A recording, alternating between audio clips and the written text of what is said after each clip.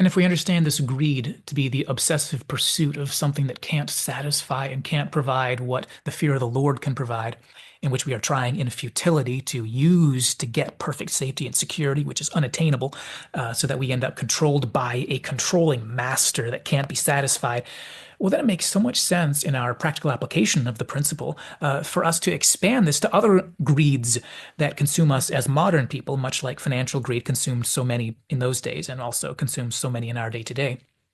But how about greed for pleasure? We think we so badly need just a little more fun, a little more game time, a few more vacations, a little more recreation, a little more downtime, one more party, one more night on the town, because we're afraid, we're terrified, controlled by our fear of sadness or boredom or emptiness or loneliness. But this greed only leaves us in the end with more emptiness.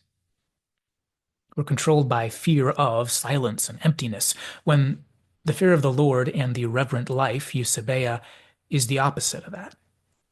As the sage of Ecclesiastes suggests, in this seemingly futile world of madness and misery, can you find a way to enjoy your life and its pleasures as a gift from God? Don't keep scrambling for more and more and more with the frantic fear that is basically greed. What if sometimes you could just slow down and have a good meal and actually have it with quiet and reverent gratitude to the Lord God who gives it? So, greed for pleasure. Or how about this? Greed for relationships or for a sense of relational security in your existence as a social creature. We fear being rejected, isolated, alone, so we give in and go along to get along with certain people who we are terrified to disappoint, and we go along with anything. We're driven and controlled by the oppressive master of greed and groping for always seeming to need more and more and more. So we do anything to be accepted and feel socially and relationally secure, even though it will never be close to enough to actually quench that fear.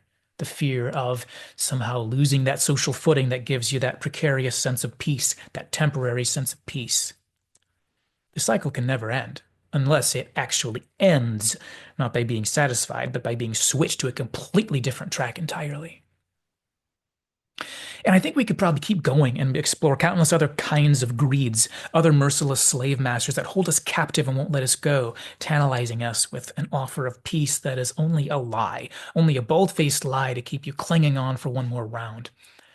But I think the suggestion here in Hebrews 13, and I think the suggestion we find in the biblical wisdom corpus in the Old Testament as well, is a consistent suggestion that only the fear of God can leave you truly secure and satisfy the terror of loss and despair, the risk of being no one or having nothing or getting nowhere. To borrow from the cynical sage, the despair of Hevel. Read the book of Ecclesiastes if you don't know what I'm talking about.